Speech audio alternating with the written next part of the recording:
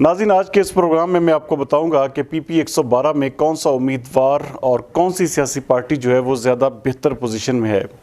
नाज़रीन, पिछले इलेक्शन में यहाँ से मुस्लिम लीग नून के राना अली अब्बास ने कामयाबी हासिल की थी और उन्होंने पाकिस्तान तहरीक इंसाफ को एक अच्छे मार्जिन से जो है वो शिकस्त दी थी। हालांकि आपको पता है कि पिछली हुकूमत पाकिस्तान तहरीक इंसाफ की ही बनी, लेकिन मुस्लिम लीग नून ने यहाँ से कामयाबी एक अच्छे मार्जिन से जो है अपने नाम की। नाज़रीन, जो आने वाला इलेक्शन है इसमें ज़ाहिर बात है मुकाबला जो इस वक्त हमें नज़र आ रहा है वो पाकिस्तान मुस्लिम लीग नून और पीटीआई के दरमियान ही आ रहा है। जब 14 मई का इलेक्शन अनाउंस हुआ था तो उस वक्त पाकिस्तान तहरीक इंसाफ ने यहाँ से तकरीबन कोई 12 से 13 उम्मीदवारान थे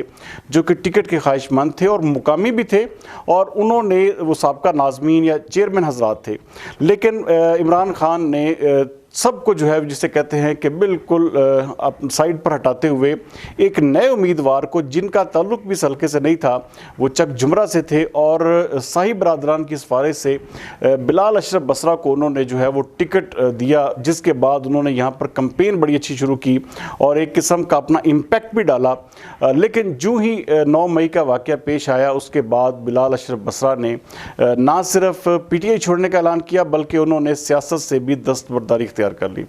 अब आने वाले इलेक्शन में उनका क्या होता है, वो किस तरह से सामने आते हैं, क्या वो इलेक्शन लड़ते हैं, ये भी कुछ नहीं कहा जा सकता। लेकिन फिल वक्त उन्होंने इस चीज़ का ऐलान ज़रूर किया हुआ है कि मैं सियासत से और पीटीआई से दूरी इख्तियार करता हूँ। नाज़रीन, यहाँ पर जो टिकट के ख्वाहिशमंद उम्मीदवारान थे उनमें बहुत सारे नाम शामिल हैं जो कि यहाँ के मुकामी नाज़मीन भी थे। अच्छा, जो यहाँ पे एक सबसे बड़ी जो एक किस्म का जो उम्मीदवार जिन्होंने क्लेम भी किया, वहाँ पर ऑलमोस्ट जो पूरा ज़मान पार्क में जितने दिन कैंप लगा रहा उसके ऊपर तकरीबन जो मेरी मालूमात है उन्होंने तकरीबन कोई 3 से 4 करोड़ रुपए का खाना ही खिलाया वहाँ पे। और अब्दुल्ला खान दुम्बड़ उन्होंने बेतहाशा वहाँ पे खर्च किया सिर्फ इसी आस पर कि उनको टिकट दी जाएगी, लेकिन आखिरकार उनको भी टिकट से जवाब मिल गया। अच्छा, वो इस वक्त भी उम्मीदवारों की दौड़ में जो है वो सबसे आगे हैं। उनके साथ साथ यहाँ पर जो है वो जो साबका नाज़िम है राना इसरार वो भी उम्मीदवार हैं। शहबाज अवान एडवोकेट वो भी टिकट के ख्वाहिशमंद हैं। यहाँ से नदीम सादक डोगर जो हैं वो भी टिकट लेने के ख्वाहिशमंद हैं। उसके साथ साथ साहब फैसलाबाद वेस्ट मैनेजमेंट कंपनी के चेयरमैन वलीद अरशद डोगर भी जो हैं वो भी इसी दौड़ में शामिल थे कि उनको जो है टिकट अलॉट किया जाए। अब आने वाले इलेक्शन में पाकिस्तान तहरीक इंसाफ किसके नाम को फाइनल करती है, अभी तक इसके हवाले से कोई फैसला नहीं हुआ और कोई उम्मीदवार भी जो सरे दस्त है वो सामने नहीं आ सका। यही वजह है कि आने वाले इलेक्शन में अभी तक की जो मेरी इतलात हैं या मेरी एक किस्म की जो पूरे हल्के से हासिल करदा मालूमात हैं उसकी रोशनी में जो राना अली अब्बास हैं वो एक मजबूत उम्मीदवार बनकर सामने आए हैं, क्योंकि अभी तक भी पाकिस्तान तहरीक इंसाफ की सफ़ों में ना तो कोई इत्तेहाद है ना ही किसी कैंडिडेट के ऊपर इत्तेफाक है। तो इसलिए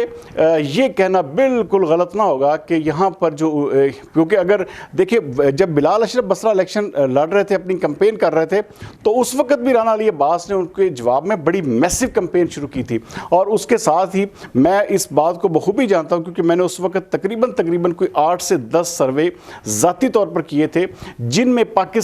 हालांकि पाकिस्तान तहरीक इंसाफ का वोट बैंक उस वक्त भी बड़ी अच्छी पोजीशन में था और वो एक किस्म का उनका तोती बोरा था और बिलाल अशरफ बसरा की कैंपेन भी बड़ी ज़बरदस्त जारी थी। लेकिन उस वक्त भी जो आवाम के पास जब मैं जाता था तो वो दोनों को 50-50 कहते थे। तो इसका मतलब है कि ये हल्का उस वक्त भी जो है मुस्लिम लीग नून, जब हालांकि पाकिस्तान तहरीक इंसाफ की पिछले दौरे हुकूमत में उन्होंने हुकूमत की, लेकिन उसके बावजूद यहाँ से नून लीग के अली अब्बास जीते थे, तो अली अब्बास जो हैं वो इंतहाई मजबूत उम्मीदवार हैं। अच्छा, साबका सदर भी वो रह चुके हैं फैसलाबाद डिस्ट्रिक्ट बार एसोसिएशन के, और वकला में भी उनका एक बहुत अच्छा रख रखाव, बहुत अच्छा नाम है और पार्टी में भी उनकी बेतहाशा इज्जत है। यही वजह है कि इस बार भी राना अली अब्बास के नाम के सामने कोई भी उम्मीदवार ऐसा नहीं है जो कि टिकट का इवन दिन ख्वाहिशमंद भी हो। तो ये हल्का जो है इस वक्त तक राना अली अब्बास के नाम है और इस वक्त जो पाकिस्तान तहरीक इंसाफ की पोजीशन है, हालांकि बाकी जगहों पर शहरी आबादी में पाकिस्तान तहरीक इंसाफ का वोट बैंक बेहतर हालत में है, लेकिन यहाँ पर वोट बैंक तो है,